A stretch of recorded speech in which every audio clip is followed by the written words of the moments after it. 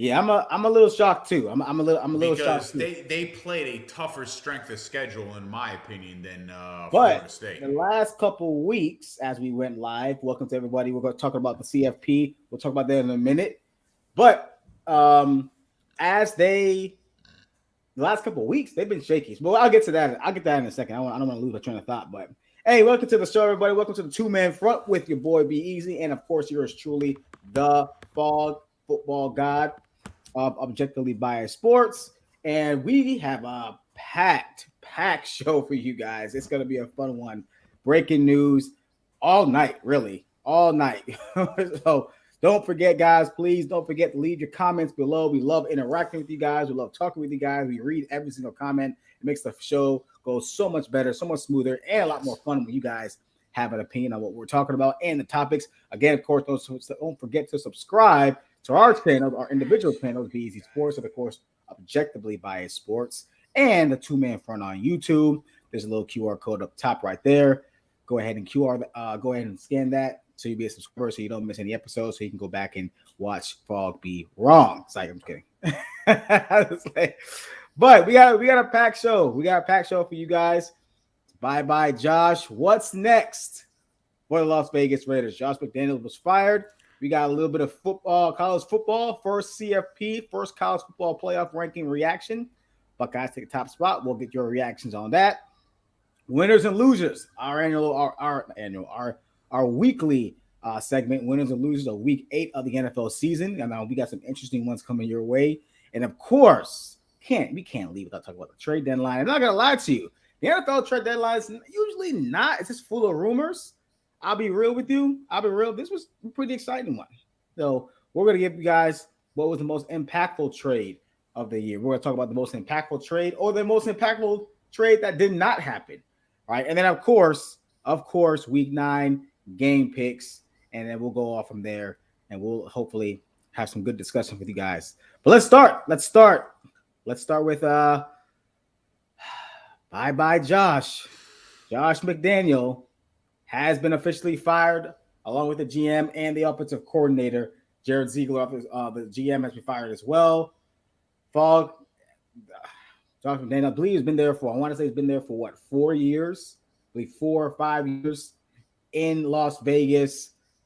This is his second job, and it's just had another failed performance. As we all know, he failed in Denver, went back crawling, I should say. Sorry, not crying, crawling to Bill Belichick, rehabilitated his image, gets the job after email gate of John Gruden getting fired, and then gets the job back then. I believe in 2018. Yeah. And now we're here again. Same story. Josh McDaniels fired around 10 o'clock over here, about 1 o'clock over there where you are, Fog. Give us a reaction, man. What's next? What's next? Give Jason Brown something to be excited about. What's next for the Las Uh, Vegas Raiders? well, I don't know what's next. I don't know what they're going to do because they cleaned house. GM, They did. coach, OC. gone, bye. Jimmy G Um, got benched. it's a restart. They're going to be restarting. What they're going to do to restart, I have no idea. B. I This have an idea. this organization has been a shitstorm to begin with. I don't know where they go from here and what coach they can bring in at this point to,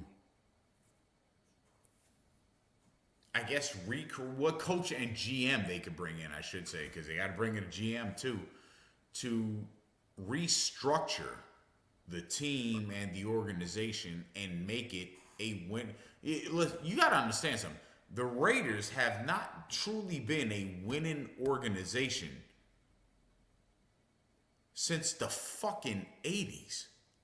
Been a long time. Yeah, they've been Been a long time. losers since then. So I don't know who you bring in at this point or who's available at this point at GM and head coach that would both be on the same page that could actually right this ship. I will say this.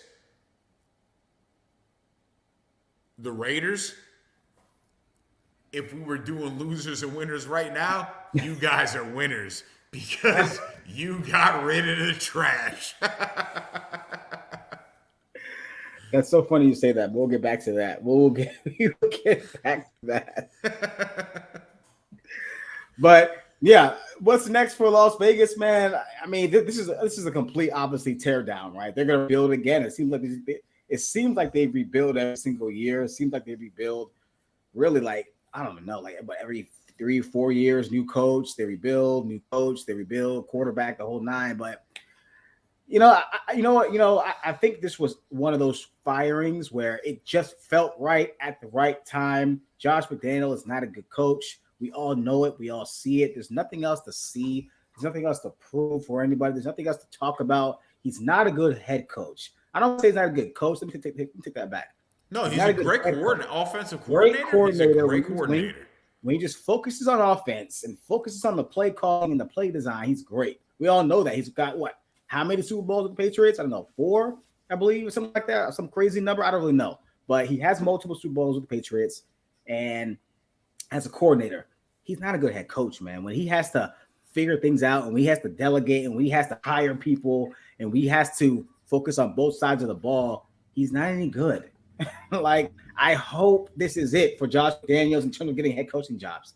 He should not ever get one again. His record, I believe, is something crazy like, I don't know what, 10, like 45 as a head coach, right? Since he started 6-0, or was it 9-0? I don't know. I forget it was 6-9-0 with Tebow. One of those numbers. I can't. I've inverted the numbers, but he started undefeated with Tebow. Since then, he's like 10-45. It's a horrible record, right? So he's gone. It should be the Raiders again. This in Vegas, starting from scratch. But I do have a theory. It's a long shot right now, but I feel like as things start to kind of, the smoke starts to clear, season starts to play out, things start to talk, people start to talk, and we'll see. There's a lot of rumors about things happening in Southern California. Lincoln Riley maybe wanted out, maybe not wanting out, but maybe thinking of the NFL at this point. No, he has said he doesn't want to coach that long. He doesn't want to coach very long. So obviously he has aspirations for the NFL.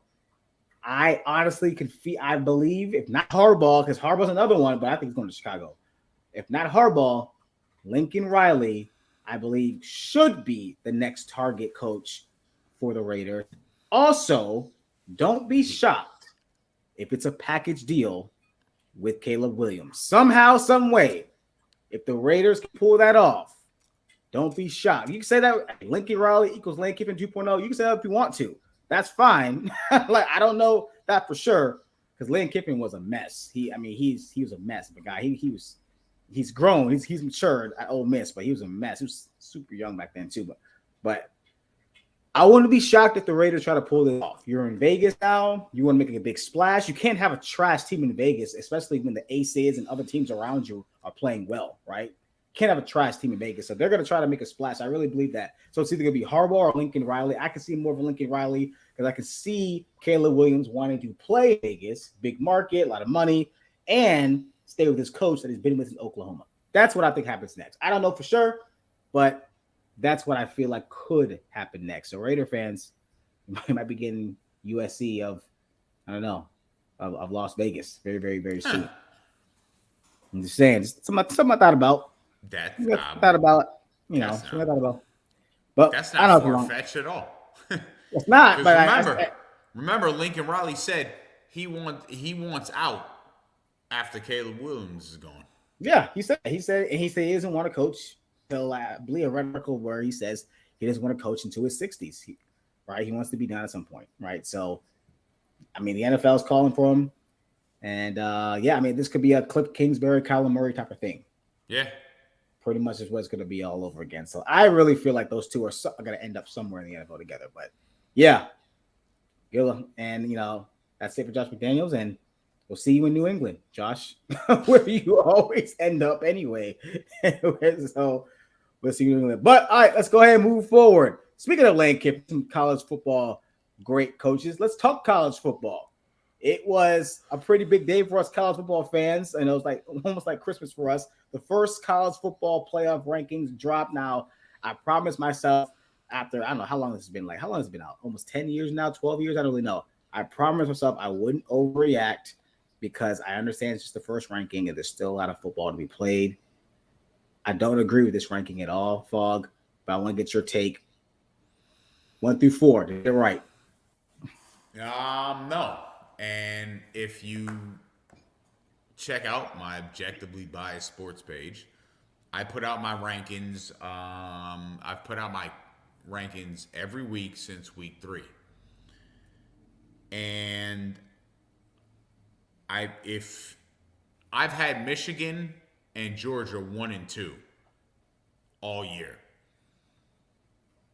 So the fact that Ohio State is at number 1, I'm actually shocked at, because I still think Michigan and Georgia have shown that they're better teams. Georgia has played better competition, obviously, than Michigan, but Michigan has destroyed everybody they were supposed to destroy. Which dominant team to do. Exactly. And Florida State, listen, I love Florida State. I told you at the beginning of the year, I said, what'd I tell you? You doubted me. You doubted me. Hey, me? Well, I had my doubts with Florida State. I did have my doubts. I said this is a playoff team. This is a playoff team. Yeah. But looking at Washington and what Washington has done and the gauntlet that they're coming up against, I would have ranked Washington ahead of Florida State. Washington has played the better competition. And they've got the better comp. This is the best the Pac-12 be. This is the best the Pac-12 has ever looked, and it's funny as hell because it's about to get dissolved over the course of the next 2 years. Well, go ahead. They got five or six teams ranked in the top 25, 2 in the top 10. Yeah. And guess what? Washington beat one of those teams. You know what Florida didn't do? Florida State didn't do? They didn't beat a top 10 team. At the time, they were top 10. Was it LSU top 10? Were they? No, you're right. They were. Pretty sure. Yeah, I'm pretty sure. This is why, like. But this is the fucked up shit about preseason rankings. Well, that's fine. I mean, that's fine. We can talk about that all day. Preseason rankings suck. We know that. And actually, I was wrong. LSU. Well, actually, yeah, LSU was top 10 team. It was a top 10 matchup. So yeah. I think LSU was ranked 5th and Florida State was ranked 8th, if I'm not mistaken. Yes, and I believe in Clemson, was a top 15 team when they played each other. In Death Valley. So here's my case for Florida State. I'm a Florida State fan. I'm a homer. Whatever. Right? LSU was 5. Thank you very much for that.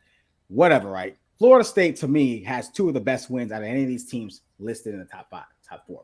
Right? They have 2 of the best wins. One was on the road. One was on a neutral site. I understand Clemson has fallen on their face. I get it, but it's still Clemson. They're still a good team, right? Relatively speaking, they're a good team. They're not a great team. I know the record is otherwise, but they're still a good team, right? They're just down this year. But when they played Florida State, we played them. They were still Clemson. They were still pretty good, right? All right. LSU kind of took a little bit of not nosedive, but they kind of took a little bit of a hiccup after Florida State. But they have looked good over the last few weeks. That was a solid win. And they destroyed them. They got drilled by Duke.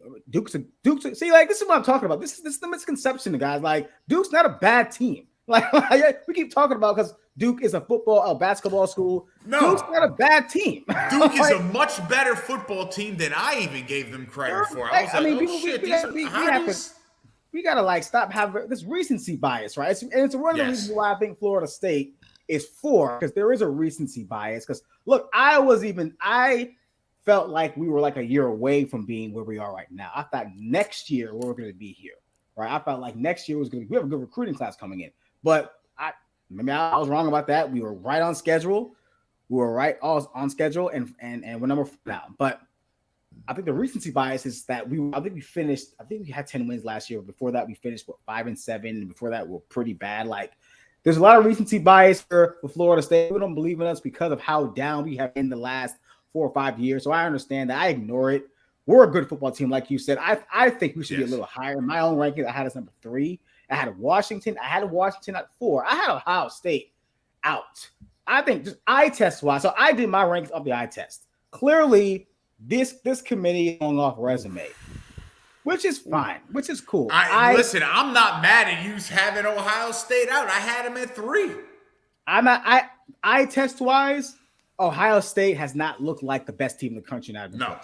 Not even close. Absolutely not. I'm almost positive I've watched every major Ohio, not all games, but every major game they have played, which is about 3.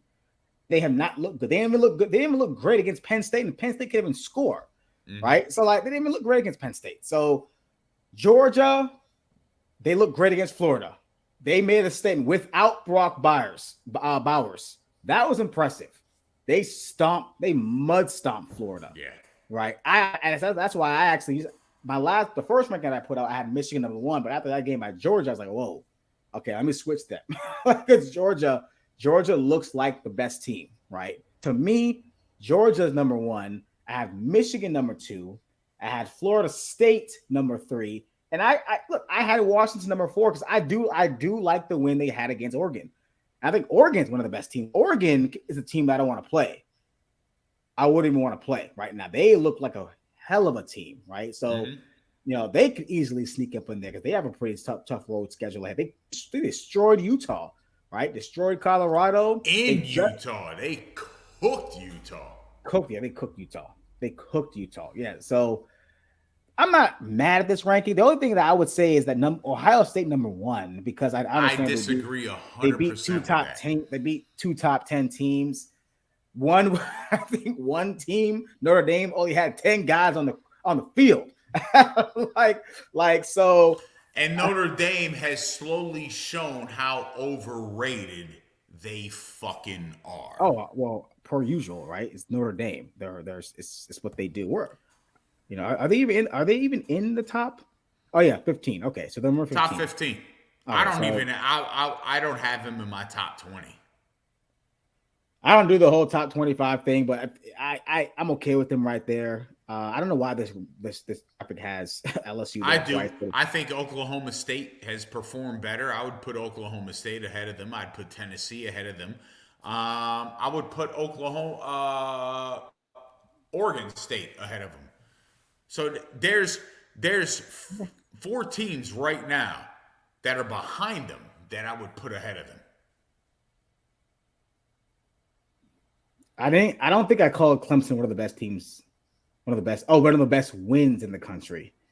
I don't know how that's comical. Clemson is like, we gotta stop. What is Clemson? Is Clemson are they like chopped liver all of a sudden? Like we beat. Plus, it was in Death Valley, one of the toughest places to play college football. Like, are we just gonna ignore that, or are we just gonna just say because Clemson is 4-4 that they're just trash? Like, this is why I love and hate college football, Fog, because there's no nuance in college football. There's never nuance. You're either trash or you are a top 4 team. Like there's no in between, right? Let's not act like Clemson is a bad football team. Yes, they lost to NC State. That's fine. I'm saying at the time, Clemson was still a good football team, right? Look, they lost themselves. It is what it is. They've had a down year. But let's not act like Clemson is like some like chopped liver team. They got 5 stars on that team as well, right? They got 5 stars, so like I'm not. It's one of those things where like I'm definitely going to say that Florida State deserves to be a little higher. Oh, I love this one. You're claiming Notre Dame is a weak win for OSU. Yes, that's exactly what we're saying. Notre Dame fucking sucks. I don't see. This is the nuance part. I want to say Notre Dame suck. I wouldn't say that far. But I would say that Notre Dame is a bit overrated. They're a bit overrated. I think Sam Hartman. The 30-year-old quarterback that's still playing college football. I didn't hear. Oh, I heard that. Dabo tweeted, "Shoot, oh boy, yeah." But Clemson is quality. I don't know if it's being sarcastic or not, but Clemson is a quality team. They're not a good team, but they're a quality team, right? ND is better than Clemson by a mile. I could agree with that. I could agree with that. I don't know. This still doesn't mean Notre Dame isn't overrated. Yeah. Like I don't. Quality I'm not. Listen, I'm not giving a value that my man B is giving to Clemson and Notre Dame. I'm not doing that. Clemson, I thought was going to be the shitter. I told the and B will tell everybody this, Mr. Florida State himself. I said Florida State is the ACC champ. I called them ACC champs. I said this, they are a playoff team, and I remember you said, let's hold the reins on this yet. I'm not holding the reins on this. I saw what I saw. This team is a competitive team, so I'm not going to negate that. But I think Washington has shown that they are better, and if you're leaving Ohio State out of the top five, top four, I 100% agree. I could, out of this entire ranking, Ohio State being ranked number one is idiocy to me. I just think that eye test. I use the eye test as a way to rank my teams. And you know, the college football playoff committee, they go back and forth. I remember when they first came out, it was the eye test, and then it was strength of schedule, and then resume. This year, it's about resume. The guy talked about it all day. Resume. Now it's resume. Now it's not about eye test anymore, right? It's about resume. Yeah. Does Ohio State have the better resume right now, I guess, in terms of top 10 wins? Sure, right? Michigan actually has the toughest strength of schedule moving forward, right? This last month of the season, and Georgia has the second ranked schedule. Actually, no, they don't. Who? Washington has the strongest strength of schedule moving forward. Washington does. I'm sorry. Washington, then Michigan, then Georgia. Sorry. Yes. My fault. That's my fault. Washington. But we all know this is going to play out. Eye test wise, I think Florida State has played better football than Ohio State. That's just it. I mean the win, yes. Better win, sure. Ohio State has top 10 wins. I think Florida State has played a better brand of football than Ohio State has. That's all I'm saying. That's all I'm saying. Jason says, agree, OSU shouldn't be in top 1 through 3, but I can't argue today. Just too damn happy. Hey, Jason, man. Listen, JB's I this excited. Last night. He's excited that Josh McDaniels is out. I thought this was him last night. Oh, man. I do want to get Jason's take. I'm gonna try to catch his show up here. I want to get his take on what he thinks is next. Jason, if you're watching, if you just joining us, I think Lincoln Riley's coming. That's just me.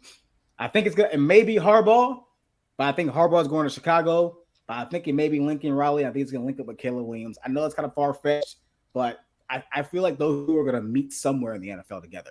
And it could be Las Vegas, but I want to get your opinion on that if you can in the comment section. Let's go ahead and move forward. Oh, wait, real quick. Behenemy. You know Behenemy. You know Behenemy is getting. You know what? He's taking a Washington job. He's taking a Washington job. He's there for the Washington job. He's going to be there. And if he doesn't get it, then I'm done. He's going to get it. There's no other option. Washington did a fire sale today. Yeah, they did. No, they did. They did a fire sale. Ron Rivera is done. If he makes it to the end of the season, I'll be shocked. I think they're gonna allow him to ride up to the sunset. I don't think they're gonna fire him. Him and Jack Del Rio, they're like NFL statesmen. They're NFL guys, right? You know, I don't think they're gonna just fire them. I think they're gonna have at least respect them enough to let them finish the season. Lincoln Riley and his people sure know how to fill up, or they sure do. They do. Now I know how he does it. Look, one of the things that Lincoln Riley, one of the things that he's great at, you can't knock him for it, is developing quarterbacks. Yes. This guy knows how to. And look, if you can do that, you get any job in this industry. In football, you can develop quarterbacks. Oh, man, you're good. You're set. Jalen Hurts. Right. Jalen Hurts. Kyler Murray, I believe. Kyler Murray. Baker Mayfield. and now Caleb Williams. I believe he has 3 Heisman Trophy winners under his belt. 3. And then he just recruited a guy by the name of Malachi Nelson from Los Angeles, who many of you USC fans may or may not know. He's next. So yeah. Remember when AB screamed, "I'm free"? I did not at 4:30 a.m. That's for Caleb. How can the Raiders get to the top 2 picks? I mean, they're gonna have to give some things away. I mean, they're gonna have to trade up. I mean, look, the Panthers aren't drafting. They're not drafting a quarterback. They have their guy, so you don't have to get the top pick unless you just want to. Unless you want to give the Panthers unless you want to give the Panthers, I don't know what they call it, King's ransom, I think, whatever it's called, whatever. Yeah. Unless you want to do that, I don't think they need to get to the top 2. My mind automatically went to maybe trading Devontae Adams to the Cardinals to the Panthers, possibly for one of those top 2 picks, maybe. Yep. A little package right there for a little give Bryce Young some help. I don't know. I'm not sure. We'll see. But I think that somehow, some way will happen. I think Caleb Williams will. I do. Spoke to Raiders beat writer today, who basically Josh told key players if they didn't like it, then leave. And apparently Mark Davis was like, no more. No shit. Well, sounds about right. Hurt spent a lot of time with Alabama coaches getting ready to go to Oklahoma. And the guys who listed are uber talented, but the growth year to year. Oh, I think it's about Baker Mayfield, Kyler Murray. Well, Baker Mayfield's, his stories. I think Kyler still has a shot. And we'll see what Caleb can do when he gets to the NFL. Last thing, Kyler just got playing time, and even Baker was more a finished product when he got there. I'm not sure if you mean Oklahoma, or I'm not sure who you mean there, or I think you mean Oklahoma, because Baker Mayfield was pretty old when he got there. I'm not really sure. Show me the meta growth of Lincoln Riley's quarterbacks. Well, Jalen Hurts is one. I was just going to say, we don't even have to look any further than Jalen Hurts and the difference. Jalen Hurts was the like, difference God, of come on, man. He was a different dude at Oklahoma. Yeah. He wasn't the same guy, right? Baker Mayfield, finished product. I don't know if he was a finished product. I mean, he came from Texas Tech, and he was walk-on, first of all. And then he goes to Lincoln Riley. Lincoln Riley pretty much helps him out with the play calling and all that. And then, Hurts has grown more in the NFL. He only had 1 year at Oklahoma. That 1 year, he almost won the Heisman. What are you talking about?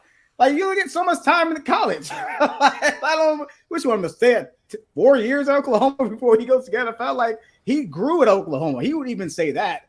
He grew at Oklahoma. Kyler Murray grew at Oklahoma as well. Kyler Murray got a lot better at Oklahoma. Yeah, he did. Right? And then Baker Mayfield got better at Oklahoma. They all won Heismans at Oklahoma. And guess what? to the person that made the comment about Hurts growing more in the NFL, guess what Baker and Kyler Murray haven't done? Grown in the NFL. Not grown in the NFL. Not grown at all. They've actually got Baker definitely regressed. Kyler, I think it's jury. To my opinion, the jury's still out. But yeah, so that's because of your personal preference. Yeah, probably. Ask her. I don't said know. Kyler Murray was going to be I don't know what this guy wants. I don't know what you developing. I don't know what it looks like to you. I don't know how long it takes to develop. But when you're in college, you only get so much time. Yeah.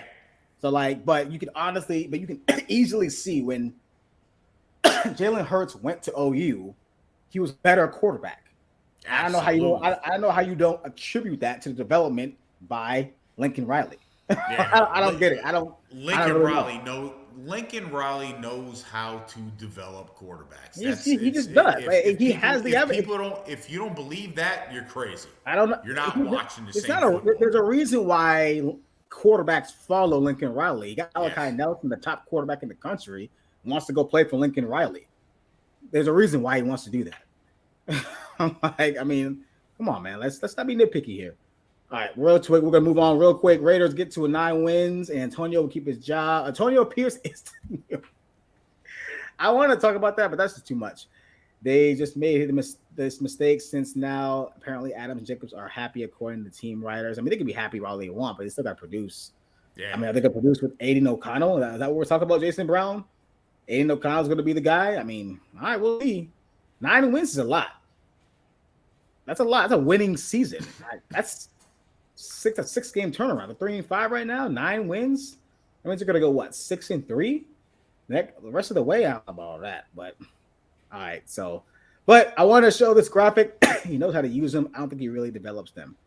We'll just agree to disagree because I don't really understand what you want to see. I don't really know what you want to see with that, but I'm not sure. But I asked a simple question on my on the BZ Sports poll, real quick, straight up, no bias. Who is the best team in college football right now? People are saying Georgia, Michigan, Ohio State, Florida State. I'm not mad at it. Makes a lot of sense. I think Georgia is the best team in college football right now. With Michigan, right? We're gonna find out who Michigan is. We're gonna figure out who they really are these next 4 games. So don't worry about Michigan. Yeah, we're gonna figure. I think Michigan might be the best team, but we're gonna really figure it out these next 4 games. And Georgia, good lord, the gauntlet they got Alabama next. So we're really gonna figure out who Georgia is. So this whole ranking thing, Washington has USC going to the Coliseum this week. they've got USC, then they've got, I think, Utah and Oregon State. 1, 2, 3, all teams that are in the top 20. We are going to figure out who Washington is. We're going to figure out who all these. So don't worry. We're going to figure out if Michael Penix Jr. is really everything I've said he's been. We'll see. No, for real, seriously, because he's kind of struggled against Stanford and whoever, Arizona State. He was a little weird there. He looked shitty against Arizona State. Yeah, Stanford is all right. He's okay. All right. I hope Harbaugh don't punt on the season with all this. I don't think he will. No, I don't. No, he absolutely. No. Harbaugh winning a national championship at Michigan, whether he had spies on the sideline or not, is going to be his biggest career achievement. He doesn't care. He does not care. That's not gonna. I hope he doesn't either. I doubt he does punt. That'd be actually kind of surprising to me if he did, but no. We'll keep seeing. All right, winners and losers. Fog, your first winner is on the screen. Oh my God, Jahmyr Gibbs. I came home, I got out of work, and I watched the second half of that game, and I was like, holy shit.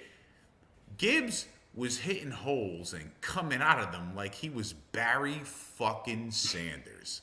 I was like, this is not the Jahmyr Gibbs that I saw in Alabama. I'm like, this guy different. He had a phenomenal game and a statement game for him and the player that he has the potential to be. I had him as a scat back guy that's great receiving, great when he's outside the numbers, great when he's in open space, but running between the tackles, I was not a big fan of him. Watching him in college, this game against her, now again, that could be an indictment against how shitty the Raiders are. But what I saw from him was in his vision, his field vision, and if you watch when he's been on the field throughout the whole season thus far, his field vision is incredible. His feel for the game when he's on the field and going off of tackles, going in between the guards, coming off of linebackers trying to tackle him. His vision is unreal, man. Good vision. Yeah. This dude is incredible. And that game, for me, watching it, I was just like, holy shit. I misjudged this guy completely. He's not a scat back. He legitimately has the ability to become an every down back in the NFL. Which makes you kind of like, we were all kind of we were all kind of like, look at the Lions crazy when they got rid of DeAndre Swift, right? We were like, whoa, why did they get rid of Yeah. this guy? And I think they brought in David Montgomery, who I I believe was pissed that they kept putting Reynolds in. I'm like, no, give him the ball. What are you doing?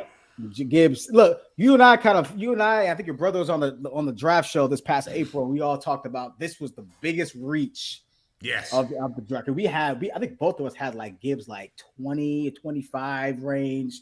To some teams who needed running backs. We didn't see the Lions doing this because they already had DeAndre Swift, who was kind of weird. But man, Lions are proving a lot of people wrong these days. Yeah. I mean, they're not. This is not your dad's Lions team. It's just not. Like, this is a different team, different regime, different coach. Obviously, yeah. Jahmyr Gibbs is the real deal, though. I liked him. I liked him at Alabama because I loved how hard he ran. I did love his at Bama. But I was with you. I wasn't sure he was going to be an every down back. I thought he was going to be more like he reminds you of Alvin Kamara, more explosive Alvin Kamara. But I thought you needed to couple him with somebody, right? Like a David Montgomery or a DeAndre Swift, somebody. Right? No, he can do this by himself. He can probably do this by himself. Yes, the Lions picked up a weapon, man. The Lions. I have a question for you. I have two questions. I have a question for you at the end, and I won't be shocked if your answer is one of the answers I'm thinking about since you picked this guy. But yeah, I'm very impressed with Jahmyr Gibbs. Very, very impressed with him. But my guy, look, I understand we all love Tyreek Hill, and he very well may be the best receiver in football. But AJ Brown, man, like, he is on a tear. Like, he's already set the NFL record. I believe 7 games. That man is league MVP 6 right games. now. Oh, you took the words, dude. You took the words out of my mouth. like he is on a tear. Now, the reason why he won't win it, in my opinion, is because he doesn't really have the touchdowns. He only has 5, right? Touchdowns are what are going to give you scoring point, or what are going to give you an edge. That's why Tyreek Hill is looked at more as an MVP than that's AJ why Brown. Andre Johnson is completely underappreciated. And won't make the NFL. Won't make the Hall of Fame because of that. He reminds you a little bit of Andre a little bit, but to me, AJ reminds me of 2 guys, right? 2 guys who were both Cowboys. Ironically, he reminds me of T.O. because the build, yes, the build and just the physicality. And he reminds me a lot of Dez Bryant. Dez Bryant is one of my favorite receivers ever. And look, Dez Bryant. You can't leave a 50-50 ball for him because it's not 50-50. It's not 50-50. It's like 75-25, and it's going to Dez. Or it's going to AJ. Because, dude, like, these guys don't create much separation. They don't create much separation. You don't see AJ Brown running away from dudes. Like, he's not shaking guys at the line. He's just open, right? And he goes you throw the ball around him. His catch radius is crazy. You called this where they came out when DK Metcalf and AJ Brown came out of Ole Miss. I was really high on Metcalf. I'm glad you remembered that. I'm glad you remembered that. Metcalf isn't bad, but AJ Brown is definitely on a different level. He is on a different level. I think, and it's tough for me to say this because I think Tyreek Hill is so dynamic, but I think AJ may be the best receiver in football just based off the dominance. I mean, they're both super dominant though, right? So like, it's like splitting. Listen, I was wrong about Tyreek Hill. I'm fucking impressed as hell. And you see it just in Kansas City. I think Kansas City got lucky last year. The better team didn't win the Super Bowl last year. No. I think everyone knows that now. And Tyreek Hill is incredible. I've had to retract my statements about him being overrated. No, he's rated exactly where he needs to be. But AJ Brown, like I said, this guy has something. Everyone was on DK Metcalf, and I'm like, nah, man. AJ Brown's he was the best wide receiver coming out in the draft. I ranked him that way, and everyone was like, "You're crazy." Well, he's a dog. Here we are. He is a dog. One of the best. 1A, 1B. Tyreek Hill. It's crazy about Tyreek Hill, though, right? If Tyreek Hill had the size of AJ Brown, Tyreek Hill would be like the greatest receiver of all time. Listen, that's a statement about Allen Iverson. If Right, Allen exactly. Iverson was If Allen Kobe Iverson was Bryant 6'6", size, right, it'd be a he'd be the wrap. greatest player of all time, right? You know, it'd be the greatest player of all time, Tyreek Hill. But yeah, I mean, the wide receiver race between those two guys is great. But man, I watched all that. I watched that entire Commanders game, and he reminded me like you saw the dominance through the screen. That's how amazing it was. I was like, "Well, this dude is dominant. 6 straight games over 125 yards." And the crazy part is he doesn't have to score. That's like you said, alluding to what you had made earlier, the statement you made earlier about touchdowns. Everyone's focused on points scored. His dominance isn't based on touchdowns. It's setting his team up to score. It's an assist. No, I agree. I It's agree. an assist. What he does sets his team up to score. Yeah. Like, how can you downplay or downgrade, or he doesn't have the touchdowns? Yeah, but he's the reason they got the fucking touchdowns. What are you talking about? He gets them there. He gets the chunk yards. Absolutely. He bails out Jalen Hurts quite a bit. Quite a bit. All right. I think I'm going to start. I believe I'm starting this one. As we all know, if there's a loser, if there's a winner, of course, there is a loser. And look, you know, I'm gonna admit, and I told Donald Hill I was gonna come on here and I was going to hold myself accountable, and I was gonna say this because you know what, the Niners are making me look pretty bad. Niner fans are my losers. They're the losers. 3 in a row. It's hard for me not to say they're not still one of the best teams, if not the best team in football, because of the roster is just stacked with talent. They're just not getting it done. A lot of people blaming Steve Wilks. They're not getting to the quarterback. Some people are blaming Joey Bosa and his holdout. He's not playing the way we're used to seeing him playing. We'll talk about that in the trade deadline. But the Niners, man, they are the losers for me this week. 3 weeks in a row. Brock Purdy has not looked like himself. He looks like Mr. Irrelevant. He looks like that's what he looks like. He looks like Mr. Irrelevant. This is the guy everyone expected to see. You know, so you know, and then people are saying, "Oh, he had a concussion pro." I don't buy any of that. He just didn't look good. He's just not playing well. Like this bye week can't come any sooner because this team needs to regroup. And no, man, losing 3 in a row is concerned. Losing 2 in a row is like, okay, 2 bumps in a row, fine, you get it back, whatever. You get back at home too. 3 in a row, no, that's cause for concern. That's the defense. Their defense is actually still really good. They're top 8 in the league in defense and defensive yards allowed. So it's not as if they're not stopping guys. They're just they're not necessarily just not dominant anymore right now. They're not dominant, and the guys. I mean, Joe Burrow was going to be my winner, but I wanted to give some variety. I didn't want to choose the same game, but talk about lighting the team up. But yeah, the Niners, my big loser. Next slide, Fog. Your loser is my big loser, the Chiefs, Kansas City Chiefs. Oh, let's be honest. Kansas City has not looked good all season.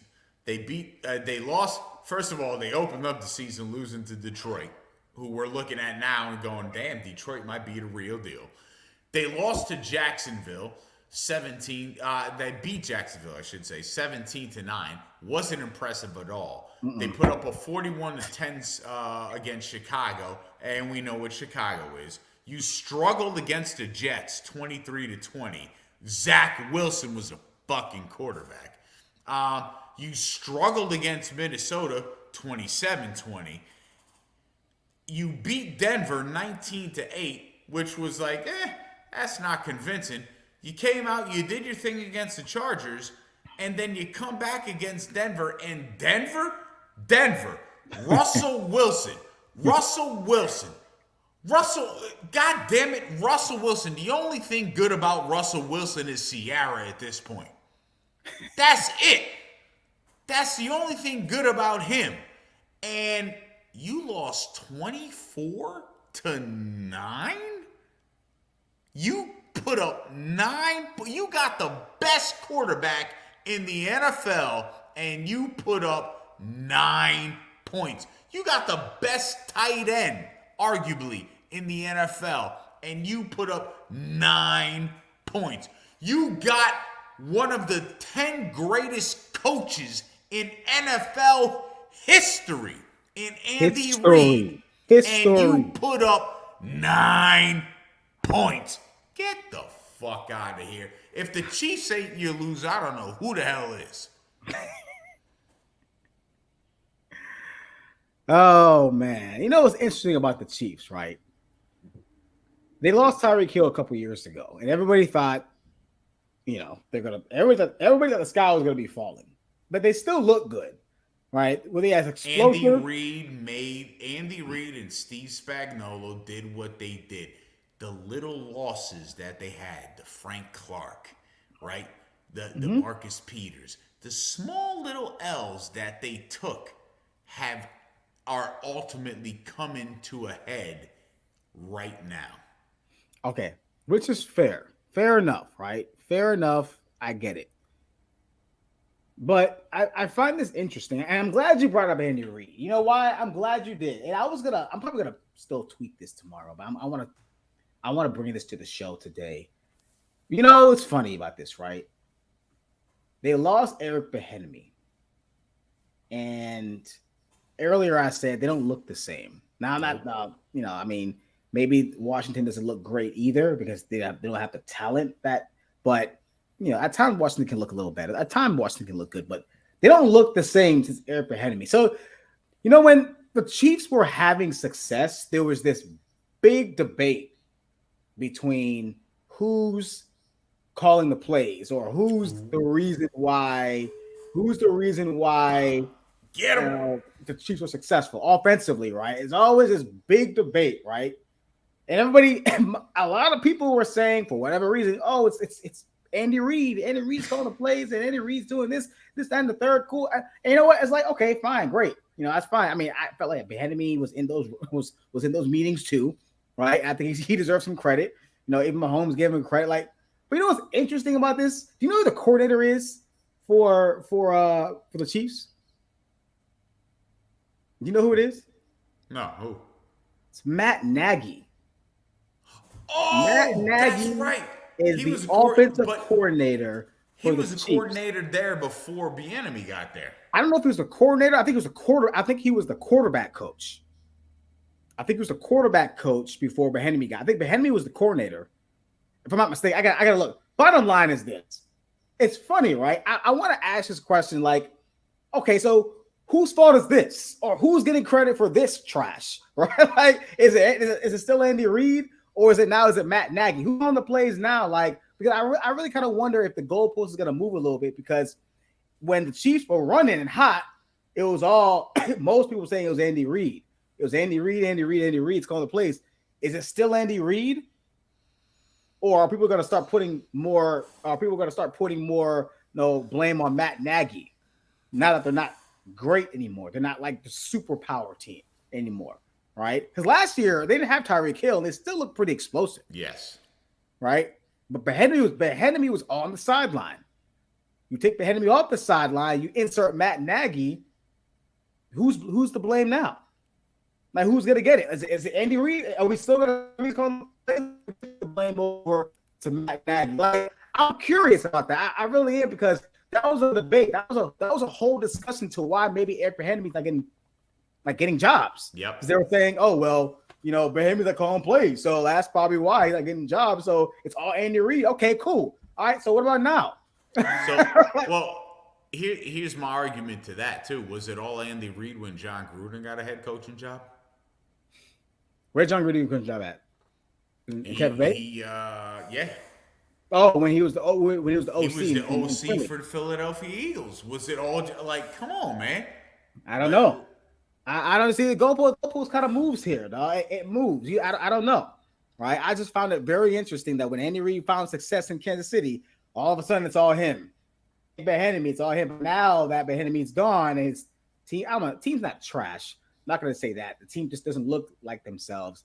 Now I don't hear anybody calling for Andy Reid. Now a lot of the blame is going to put on Matt Nagy. Is Matt Nagy all of a sudden calling the plays? Andy Reid give that up magically? Yeah. I found it interesting when you picked the Chiefs. I'm glad you did, because I wanted to bring that up, and I'll bring it up tomorrow too in a tweet or something like that. But the Chiefs don't look. The Chiefs. I'm not gonna say the sky is falling with them. I won't say that.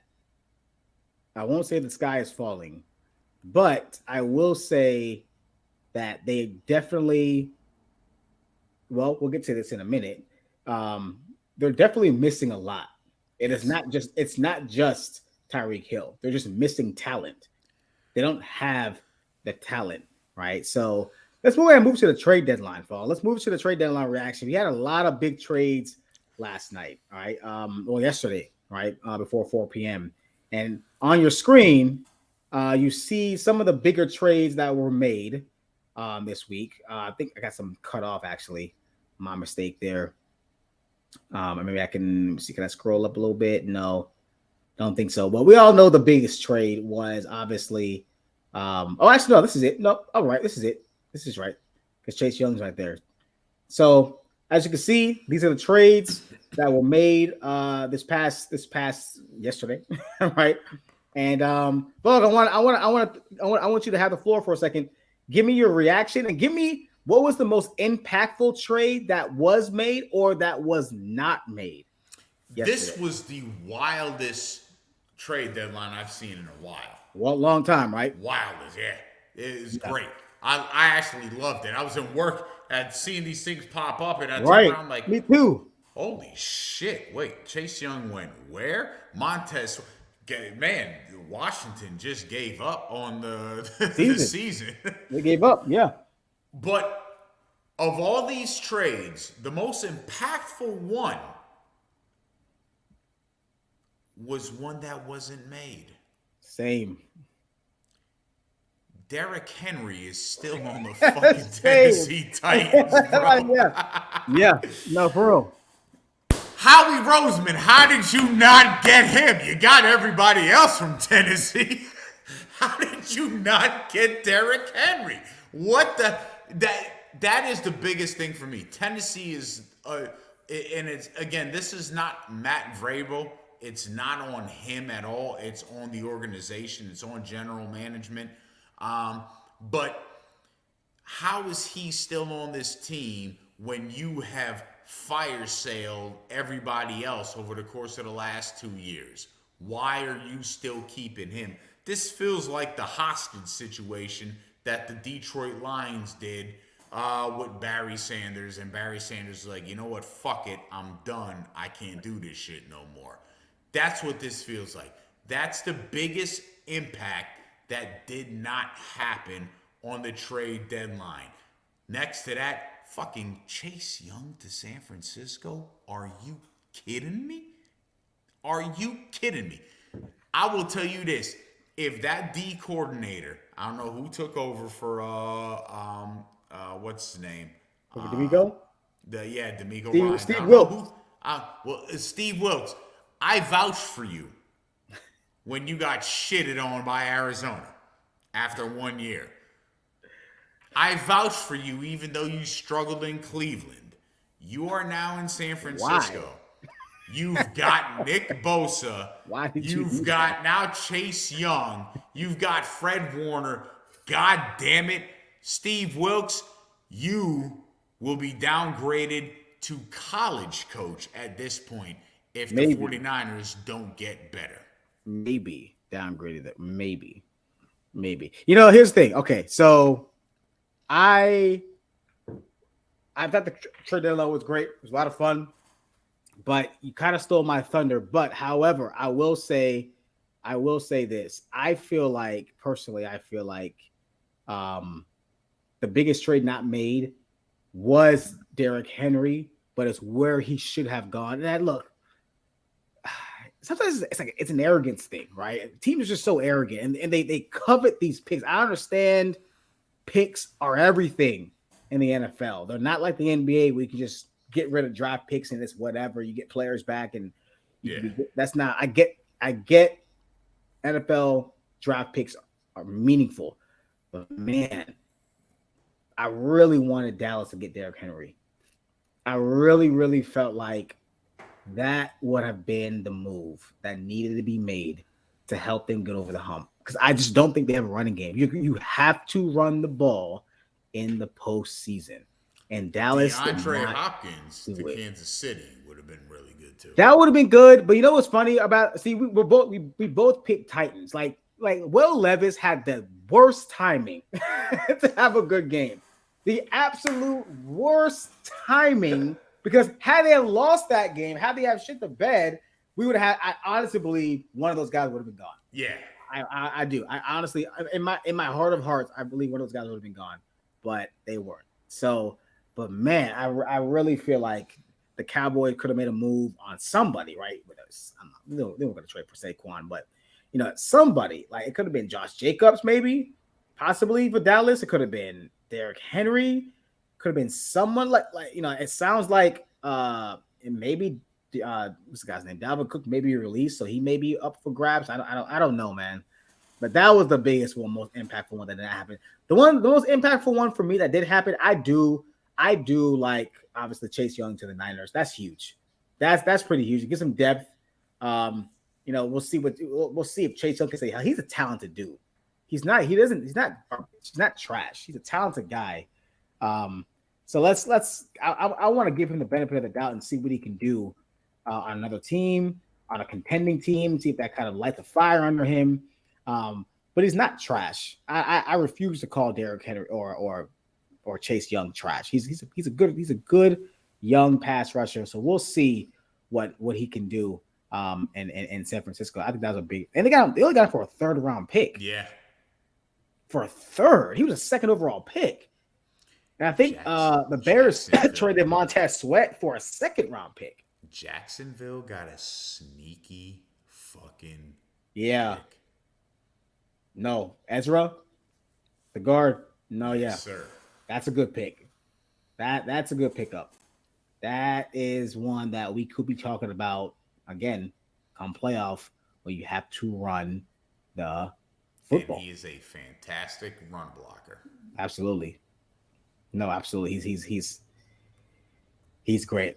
But yeah, so I mean, yeah, pretty wild trade deadline for NFL standards, right? You don't really get a lot of this in the NFL, and that's good. I was happy we got to see it. It was a lot of fun to see all those trades come up. But let's go ahead and move on to our game picks. Week 9 should be a fun with all these trades, all these new pieces. Week 9 game picks coming up here. Let's go ahead and share the screen, get to the schedule so we can see what we got this week on the slate of today's game.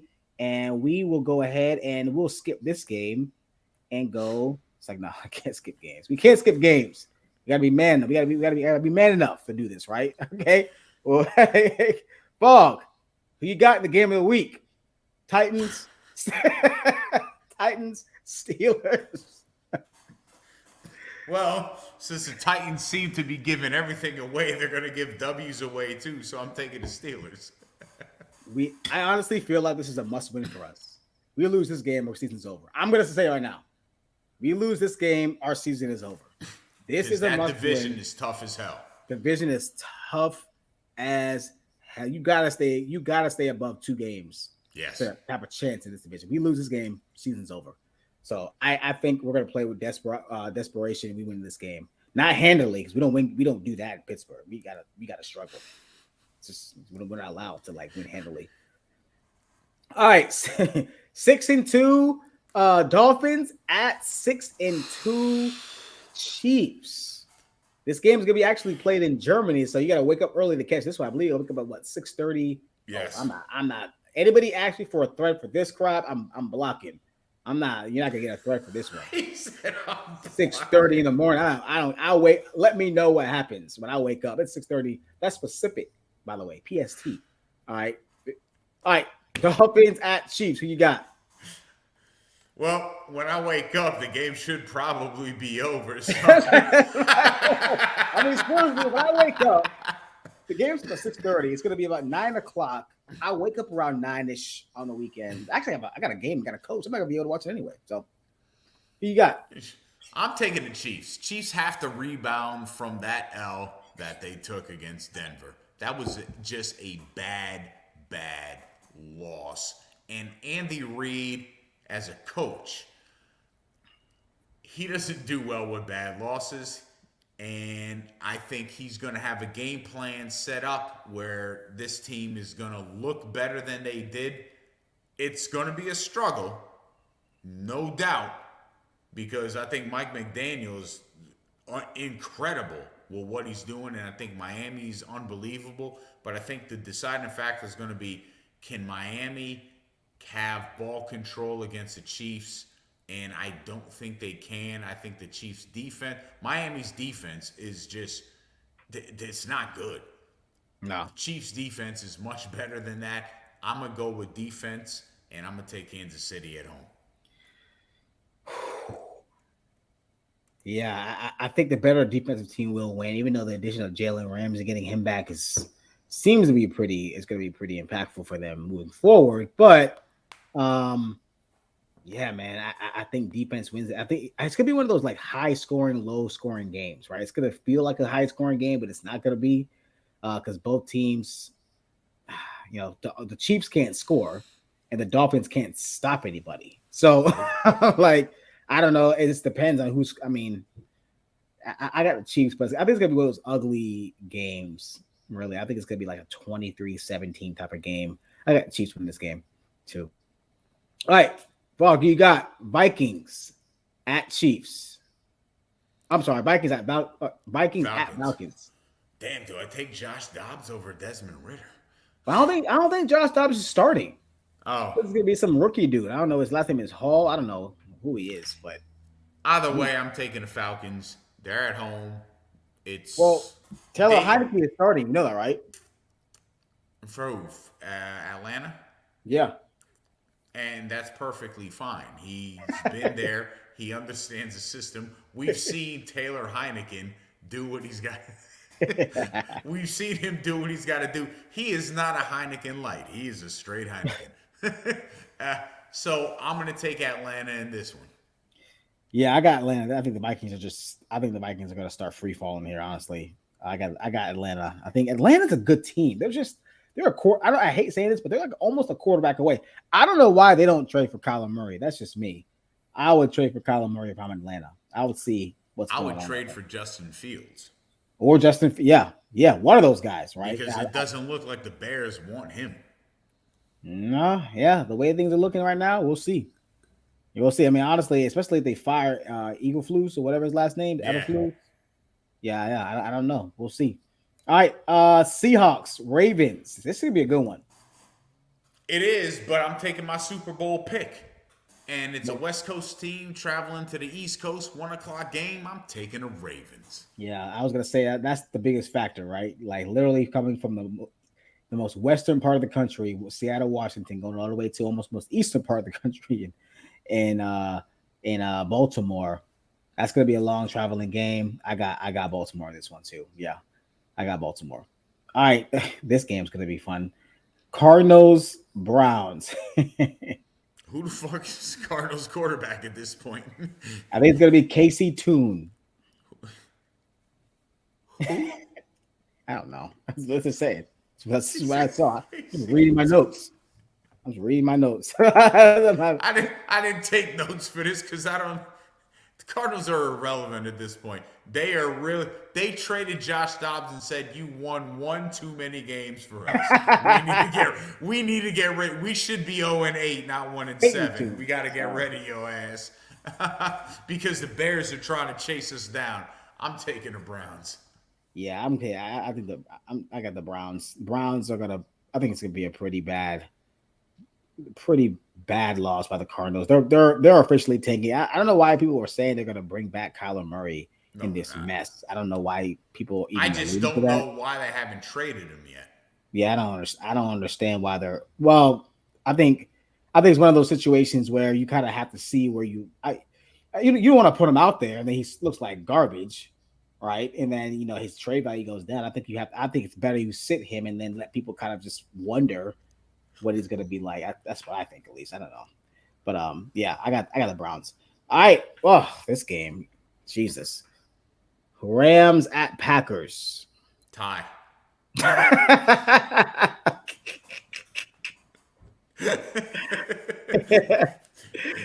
Oh man, damn. I'm gonna take coaching here. I'm gonna take quarterback. I'm gonna take Sean McVay and Matthew Stafford. I'm taking the Rams. I was wrong on Jordan Love. I can admit when I'm wrong. And we're seeing the proof right now. The Packers are inconsistent. Outside of those first 2 games that they won, they've looked like complete garbage the last 5. And Jordan Love has not looked good in any of those games. So Yeah. I got to take the Rams. I mean, there's reports going out that if Jordan Love doesn't improve, they're going to be exploring options for quarterback next year. So, which they should, because Jordan Love, again, like I've been saying, he's not a rookie. He's not a rookie. In the league, what, 3-4 years already? 4, almost 5 years, right? So he's been behind. He's been in that system. He's drafted by Matt Rule or who the guy is, Packers coaches, whoever his name is. But yeah. So I got the Rams, but not looking good for the Packers. The Packers look like the Packers may look like they're picking in the top 5 this year, which we don't really see much. You know, I picked them to finish last in the division, and people said I was crazy. Yeah, I think I had them finishing like 3rd, but yeah, they're gonna finish. They may finish last. All right, I'm not gonna lie to you. This next stretch of games, as you can see, yeah, not exactly the SEC, right? All right, Buccaneers, Texans. It's not even a Pac-12. Jeez. That's Group 5. That's Group 5 we're watching right now. Oh, people do not bet on these games. That's all I'm saying. Don't bet. We'll get to this one pretty quick. This is not really much to say. So you got Bucks, Texans. That's a shit show, but I'm taking the Texans and DeMeco Ryans. Yeah, Texans, DeMeco Ryans. I think the Buccaneers start free falling soon, especially because they didn't trade Mike Evans. They're going to be punished for their sins. I don't know why they didn't trade Mike Evans. They should be punished. All right, Commanders, Patriots. The Commanders actually look good against Philadelphia. They did. They always do, though. But that's just it. And I'm sitting here, I'm looking at the Patriots, and I'm like, I'm not sold on New England, but it's at home. I hate taking home cooking here, but I'm looking at some of the other games. Like,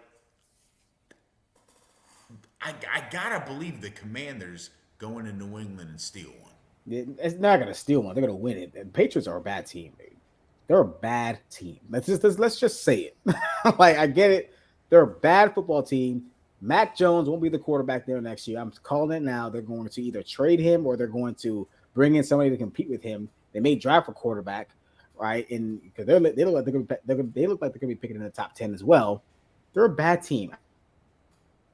And I still think they're going to win this game. Commanders win that game. All right, 2-6 Bears at 4-4 Saints. I'm taking the Saints. I don't know how the Saints are even. I don't even know how the Saints are 4-4. I haven't been paying attention to them because they have played down. If there's ever a team that turned around, played down to the level of competition that they're playing against, they epitomize that. They have played down to their level of competition, and it is unbelievable. Because this Saints team should be running away with that NFC South right now. They really should be. Who's in the NFC South? The Saints, Bucks, Panthers, and who's the other team? Who am I missing? Falcons. Oh, the Falcons. Okay, yeah. So it should be a 2-man race, honestly. All right, Colts, Panthers.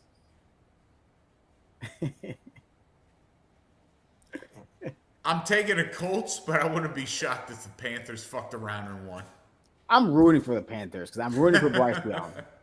I want Bryce Young to win some more games. I think the Panthers win this game. I think the Colts are going to start free falling here in a minute. All right.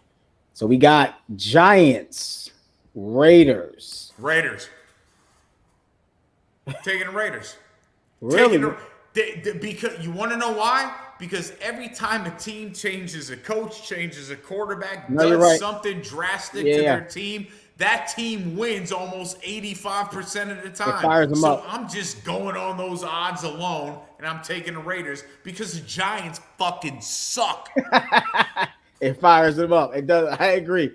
No, I agree. You're right. And you don't have to be fired up to beat the Giants. Giants are awful, dude. No, Oh don't. my Oh god. wait, no. Giants fans are agreeing that they're awful now, but man, before the season started, they had playoff I don't even. aspirations I don't again. even know. I don't even know where they go. Like because they just paid Daniel Jones. He's not any good. Everyone sees it. Everyone knows it. He's not any good. Brian Dable. We don't know who he is as a coach at this point. He was coach of the year last year, but man, I don't even know where the Giants go from here. I really don't. But yeah, I got the Raiders too. Yeah, I think they'll be motivated. They'll be excited. New coach, new quarterback. He's gonna give it Devontae Adams gonna probably have like 20 targets next week. So yeah, he's gonna yeah. All right, this is probably officially the game of the week right here. Dallas at Philly. Fox, your game. Who you got?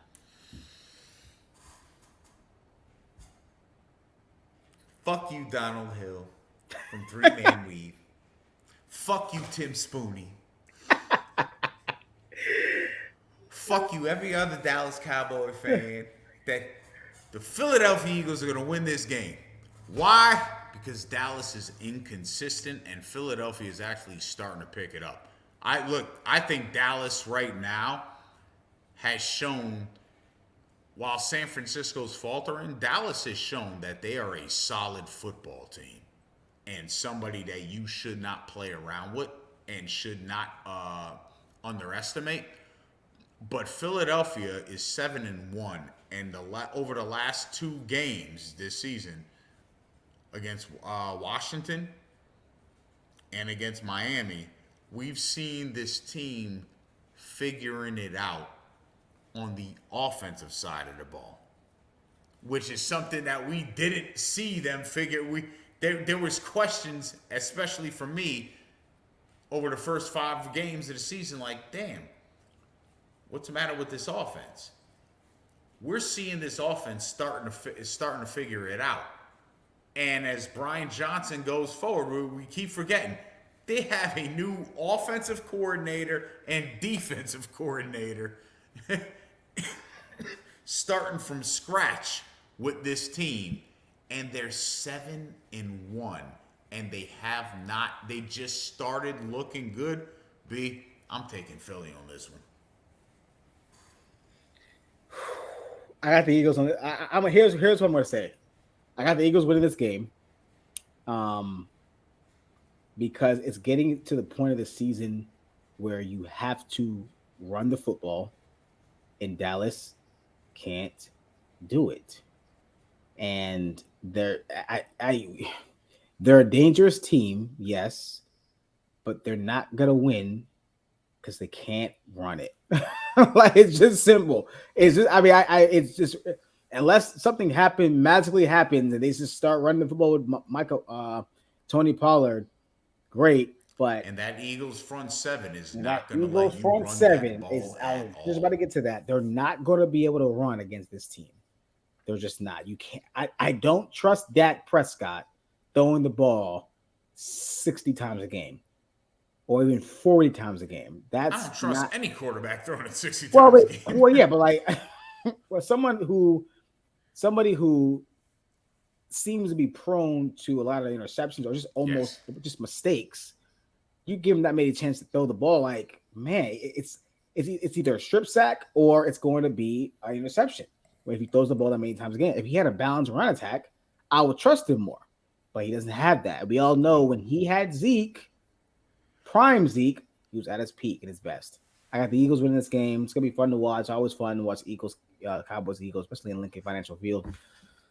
I got the Eagles winning this game, and I think the Eagles winning this game could establish themselves as probably the best team in the league. Yes. After this, if they can pull this, let's see how they do it though. This is an interesting one though. Got Bills, Bengals, Sunday Night Football. Josh Allen versus Joe Burrow. Who you got? Listen, Burrows looked good the last 2 weeks. The Bengals have looked good the last 2 weeks. You know what the Bills have looked? Inconsistent. Inconsistent. Yep. On defense, on offense. I'm taking Cincinnati at home prime time because this is when Joe Cool does what he does. And as much as I've bombed Josh Allen, I've always said he's a football player, and I underestimated his ability to do what he does because he is a real baller. You're going to need to be more than just a baller in order to win this game prime time in Cincinnati. And I just don't think that the Bills have the running attack or right now the defense to pull out the stops they need to pull out. And I think Cincinnati, once again, like last year, started out slow as hell. Didn't they start out 0-2 or 0-3 last year? They've started this way like the last 4 years. Like, this is insanity. This is what they do. Yeah. But listen, I'm taking Cincinnati. I think it'll be a good. I think this game might be the game of the week. This might be the better game to watch. I honestly think that the Cowboys-Eagles game is going to be a sloppy football game that you're going to sit back and go, how the fuck did this team win this game? I think the Bills and Bengals game is going to be the more interesting game because I think the Bills are really going to come to play, but I think Cincinnati's got that edge. Okay. Yeah, this game has had a lot going on in this game, right? Obviously, this game is between two of the top quarterbacks. It's also the game that Damar Hamlin actually had his situation, his incident, right? This is a rematch in the same place. It's primetime game, so it's kind of interesting how we're back where we were almost a year ago. So between these two teams, but yeah, I think this is where the Bengals start. I think this is the perfect time for the Bengals at home against the prime time against the Bills, AFC foe. This is the perfect time for them to kind of, really show the NFL that we're back. This is what they're going to do. I think the Bengals I think they're going to start winning some games here. I can see them rattling off 3, 4, 5, maybe 6 straight wins. I think they did that last year. I think they started 1-3 and they won 9 straight games, something like that. And they went 10-3 or something crazy. So I think they're going to start doing that now. Joe Burrow looks healthy, looks like himself. Jamar Chase looks like a top 5 receiver again. The offense looks good. Joe Mixon looks pretty good. I think the Bengals win this game pretty, not easily, but at least a couple scores. I really do. I think the Bills are, again, like you said, inconsistent. Defense has gotten worse. Look, Josh Allen is great. He's a great quarterback. I don't think he's necessarily elite. I've always wondered, what's the difference between him and Dak? What's the difference? They're both high turnover guys. They both make bonehead plays. You say Dak's not only okay. So Joe Burrow or what's the guy's name? Josh Allen's a baller, sure, but I mean I don't know what that really means sometimes, but that's fine. I got the Bengals in this game. I think this is a game where the Bengals, and then this is why we have to win earlier that day, because we lose that game, we go 4-4. The Bengals are automatically again find themselves in second place. Yep. So, yeah, I got the Bengals, but it should be a good game. All right, Monday Night Football, second night in a row. This is the second week in a row that the Chargers have been in primetime. Second week in a row. Chargers primetime. Josh Allen. I'm sorry, Justin Herbert. Justin Herbert versus Zach Wilson. Somehow, some way, the Jets are effing 5-3 or 4-3. I don't want to bet against the Jets in this one. I really don't, because the Jets have defied the fucking odds. But God damn it, if the Chargers don't win this game, your season's over. Like, there's no hope. This is a must win. The Jets could mess around and lose this game because the Jets have looked like they could actually make the playoffs without Aaron Rodgers. The Chargers need to win this game. Absolutely. So I'm taking the Chargers based off of need. But I'll laugh my ass off if the Jets win this game with Zach Wilson doing just barely enough to get by. Doing Zach Wilson things. Well, I'll go in further. I have the Jets winning this game, and I think Brandon Staley is fired. Shit, yo, if he loses to the Jets, Yep. yeah, he's fired. I think he's. Who did they play last week? The Bears. Yeah. He saved his job last week. He didn't lose to the Bears. If he loses that game, he's fired. I think he loses this game. I think he's going to be fired. I think he'll be fired.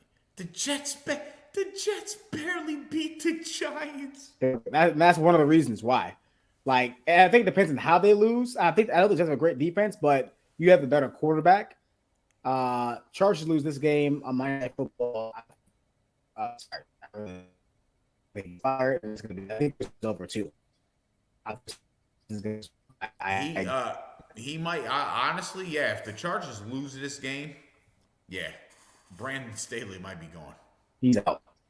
He's got.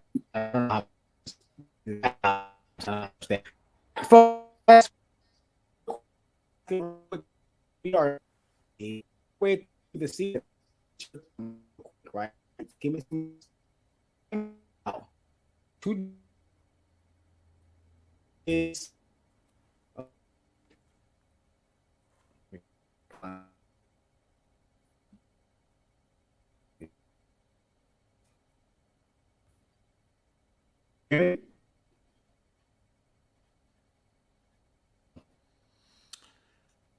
My best team in the NFC right now is the Eagles. They've shown it. They've shown it. Their record speaks for itself. My best team in the AFC right now? Yeah. My Super Bowl pick? Baltimore Ravens. Okay. I think my best team in the NFC right now, today.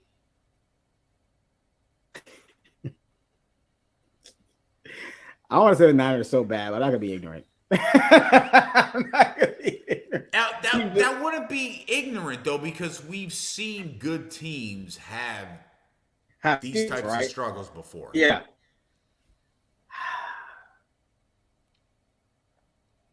I'll say Philly right now. For what it's worth, the 49ers it's Philly 1A, San Francisco 1B.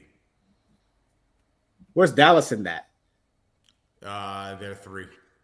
Who's number 2? Well, San Francisco. It's 1A. Oh, SF. Okay. SF and Philly 1A, 1B. Okay. You know, I'm gonna say the best team right now is in the NFC is still the 49ers. I'll still say the 49ers. Best team in the AFC, I agree with you right now, today, is the Baltimore Ravens. I will say that. I think Baltimore, but that could change. They're just so fickle.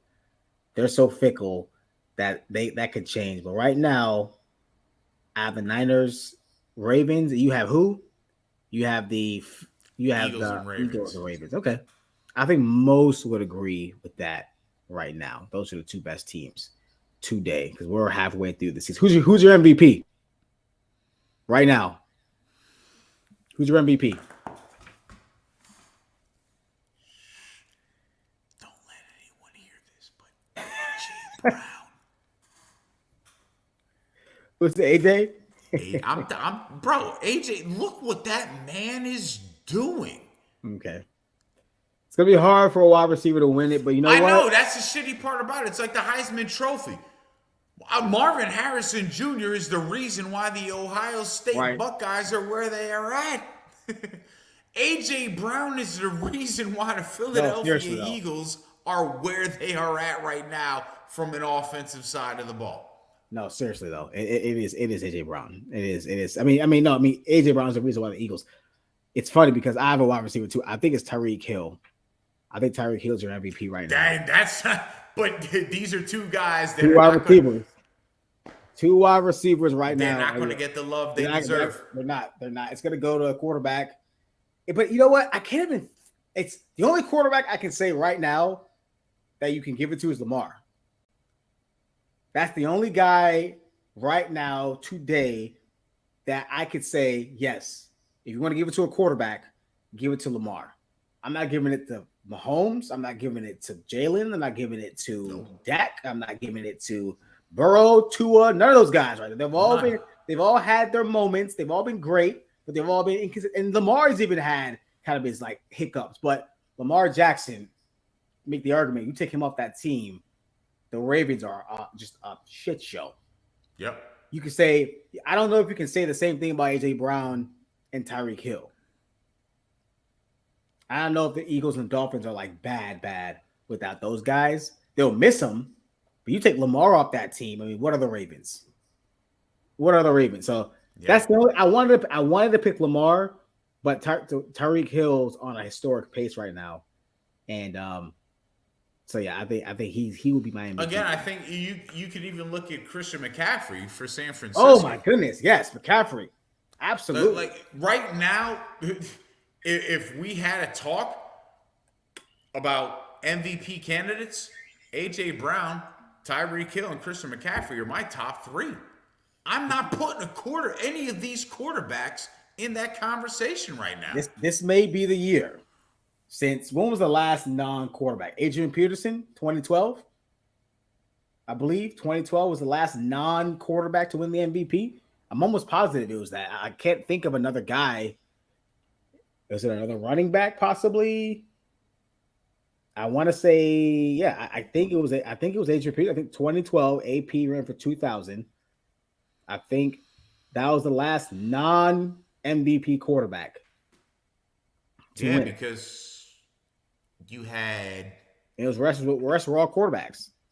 Rodgers, when AP won it in 2012, and Peyton Manning won it the next year.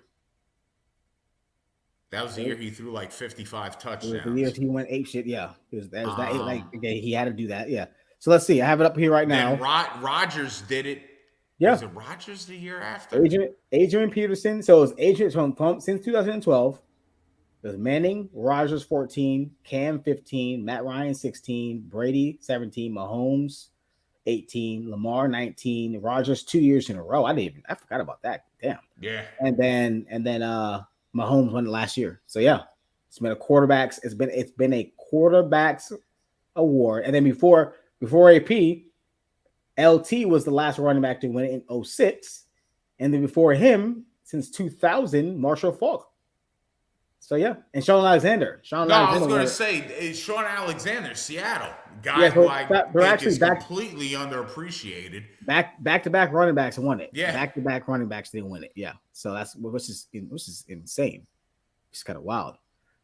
None of the quarterbacks are really standing out like Hill, CMC, and Brown. None. I agree. Yeah, no, exactly. No, none of them are. None of them. I mean, like I said, the closest guy is Lamar. Lamar before for me, right? Yeah. Lamar before, then maybe 5 would be. I mean, you could pretty much. I mean, you can say Tua. You can say. I don't even know who 5 would be. Myles Garrett. Myles Garrett. Myles Garrett. Hey, honestly, Myles Garrett. You can even say T.J. Watt. Yes. And T.J. Watt. Like, so, I mean, this is an interesting year because this may be if we don't get a quarterback who's going to win the MVP, unless Lamar just continues to light it up like he's been. I think it's going to be a year that because CMC has 16, 17 straight games of touchdown, which is insane. It's an insane number in the NFL. College is one thing, but doing that in the NFL is absolutely insane. So it's been a fun year, man. It's been an interesting year. You hate quarterbacks, so this has been like your year, right? Like this is like your year. So it's been interesting. But yeah, we'll definitely. It's definitely gonna be a fun year. So. But we want to thank everybody who got on here and discussed football with us, man. It's been a lot of fun. Such a crazy week. We had everything else. We got college football, talked about college football playoffs. We talked about obviously a trade deadline. Really, really appreciate you guys coming and talking with us, man. Really, really appreciate Kevin Oliver, Jason, Trisha, Sharon, everybody who came and hung up with us for about an hour and a half. Really, really appreciate it. It's a lot of fun.